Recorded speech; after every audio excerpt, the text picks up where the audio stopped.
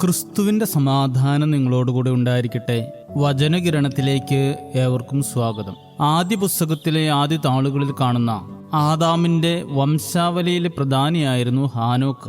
ഉൽപ്പത്തി പുസ്തകം 5-ാം അധ്യായം, 1 ദിനവൃത്താന്തം 1, വിശുദ്ധ ലൂക്കോസ് 3, എബ്രായർക്ക് എഴുതിയ ലേഖനം 11 തുടങ്ങി പല ഭാഗത്തും ഹാനോക്കിനെ കുറിച്ച് പരാമർശിക്കുന്നുണ്ട്. അതിന് കാരണം ഹാനോക്ക് ദൈവത്തോട് കൂടെ നടന്നവൻ ആയിരുന്നു എന്നതാണ്. ദൈവത്തോട് കൂടെ നടന്നവർ എന്ന പേരിൽ 2 പേരാണ് വിശുദ്ധ വേദപുസ്തകത്തിൽ പരാമർശിക്കപ്പെട്ടിരിക്കുന്നത്. ഹാനോക്കും ഹാനോക്കിന്റെ മകനായ മെഥൂശലേഖിന്റെ കൊച്ചുമകൻ നോഹയും. എങ്ങനെയാണ് ഹാനോക്ക് ദൈവത്തോട് കൂടെ നടന്നത്? വേദപണ്ഡിതന്മാരുടെ അഭിപ്രായം, ദൈവത്തെക്കുറിച്ച് വ്യക്തമായ കാഴ്ചപ്പാടില്ലാതിരുന്ന ഒരു ലോകത്തിൽ മകനെ ദൈവഭക്തിയിൽ നടത്തുവാൻ തക്കവണ്ണം വിശുദ്ധിയിൽ ജീവിക്കുവാൻ ഹാനോക്കിന് കഴിഞ്ഞു എന്നതാണ്. തന്റെ മകന്റെ മരണത്തിന് ശേഷം ലോകത്തിൽ പ്രളയമുണ്ടാകുമെന്നുള്ള ദൈവിക അരുളപ്പാട് ഹാനോക്കിന് ലഭിച്ചു എന്നാണ് വേദപണ്ഡിത മതം. എന്തായാലും ഹാനോക്കിന്റെ പ്രത്യേകത, ക്രിസ്തുവിന്റെ വംശാവലിയിൽ മരണം രേഖപ്പെടുത്താത്ത വ്യക്തിയാണ് ഹാനോക്ക്. കാരണം അവൻ ദൈവത്തോട് കൂടെ നടന്നതുകൊണ്ട് മരണം കാണാതെ സ്വർഗത്തിലേക്ക് എടുക്കപ്പെട്ടു എന്നതാണ്. കൂടെ നടക്കുക എന്നത് ഒരു ദൈവിക അനുഗ്രഹമാണ്. ഒരു ഗുരുവിനെ കണ്ടെത്തി അദ്ദേഹത്തിന്റെ ആശ്രമത്തിൽ പോയി താമസിച്ച് പഠിക്കുന്ന പഴയകാല വിദ്യാഭ്യാസ സമ്പ്രദായങ്ങൾ മാറ്റിമറിച്ച് ഗുരു ശിഷ്യരെ തെരഞ്ഞെടുത്ത് കൂടെ നിർത്തുന്ന രീതി കാണിച്ചു തരുന്നുണ്ട് ക്രിസ്തു. നിങ്ങൾ എന്നെ തെരഞ്ഞെടുത്തതല്ല, ഞാൻ നിങ്ങളെ തെരഞ്ഞെടുത്തതാണ് എന്ന വാക്യം എപ്പോഴും ചെവികളിൽ മുഴങ്ങേണ്ടതാണ്. ആ തെരഞ്ഞെടുപ്പ് അനുയാത്രയുടേതാണ്. എമ്മാവോസിലേക്ക് പോകുന്ന ശിഷ്യരെ അനുയാത്ര ചെയ്യുന്ന ക്രിസ്തുവിനെ പോലെ കൂടെ നടക്കാൻ പരിശീലിക്കേണ്ടിയിരിക്കുന്നു.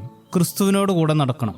അതിനർത്ഥം എമ്മാവോസിലേക്ക് പോകുന്ന ശിഷ്യരെ പോലെ കലങ്ങിയ മനസ്സുമായി, വിഷമതയുടെ ഭാരവുമായി, ഒറ്റപ്പെടലിന്റെ വേദനയുമായി, നിരാശയുടെ ഭാവവുമായി പോകുന്ന ചുറ്റുമുള്ളവരെ അനുയാത്ര ചെയ്യണമെന്ന് തന്നെയാണ്. ദൈവവിശ്വാസമില്ലാത്ത ലോകത്ത് മക്കളെ ദൈവവിശ്വാസത്തിൽ വളർത്തുക എന്നതും ക്രിസ്തുവിനോട് കൂടെ നടക്കുക എന്നതിൻ്റെ അർത്ഥമാണ്. ഒരാളെ അറിയണമെങ്കിൽ അയാളോടൊപ്പം നടക്കണം. മറ്റുള്ളവർ പറഞ്ഞു കേൾക്കുന്ന കേൾവികൾ പൂർണ്ണമാകണമെന്നില്ല.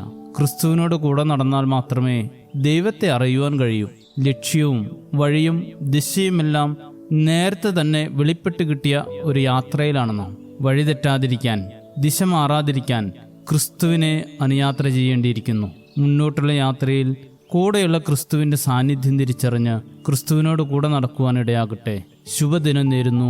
ദൈവം അനുഗ്രഹിക്കട്ടെ. യേശുവിൻ കൂടെയുള്ള യാത്ര ആനന്ദമേ, ആ മാറോട് ചേർന്നിരുന്നാൽ ഭയമില്ലേ.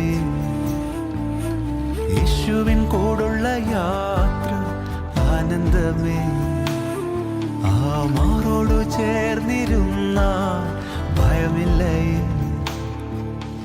അൻപേറുന്ന കൈകളാൽ അത്ഭുതമായി നടത്തിടും, മാധുര്യമേറും മൊഴികളാൽ തൻ സ്നേഹമെന്നോട് പങ്കുവയ്ക്കും. ഒറ്റയ്ക്കു വിടുകയില്ല, മടുത്തു മാറുകയില്ല. ഒറ്റയ്ക്കു വിടുകയില്ല, മടുത്തു മാറുകയില്ല. അന്ത്യം വരെ ആ ചുടുമതി. യേശു എൻ്റെ കൂടെ മതി.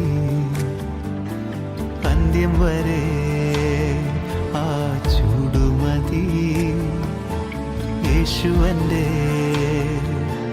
കൂടെ മതി.